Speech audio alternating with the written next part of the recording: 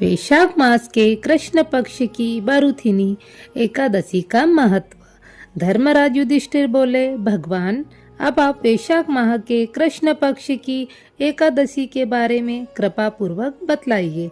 श्री कृष्ण भगवान बोले, हे राजराजेश्वर, वैशाख माह के कृष्ण पक्ष की एकादशी का नाम बारूथिनी है।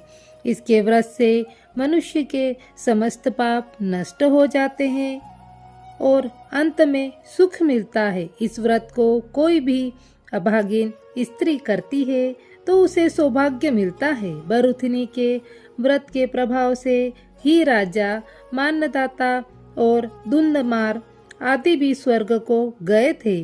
बारूथिनी एकादशी के व्रत से मनुष्य इस लोक और परलोक दोनों में सुख प्राप्त करते हैं और अंत में स्वर्ग को जाते हैं। बारूथिनी एकादशी के व्रत से अन्न तथा कन्यादान का फल मिलता है।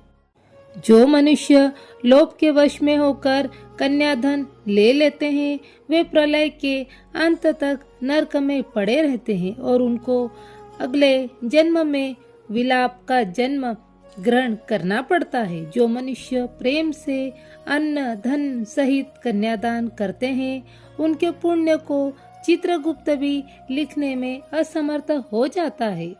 बारूथिनी एकादशी का व्रत करने वाले को दशमी के दिन से 10 वस्तुओं का त्याग कर देना चाहिए। कांसे के बर्तनों में भोजन नहीं करना चाहिए।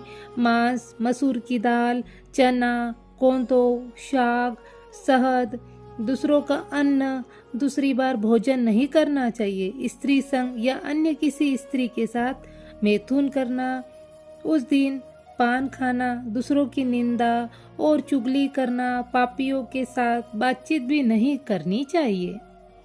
उस दिन क्रोध, मिथ्या भाषण का त्याग कर देना चाहिए। इस व्रत में नमक, तेल तथा अन्न वर्जित है। हे राजन, जो मनुष्य इस एकादशी का विधि पूर्वक व्रत करते हैं उनको स्वर्गलोक की प्राप्ति होती है। इस व्रत के महात्म्य को पढ़ने से 1 सहस्त्र गोदान तथा गंगा के स्नान करने के फल से भी अधिक फल प्राप्त होता है।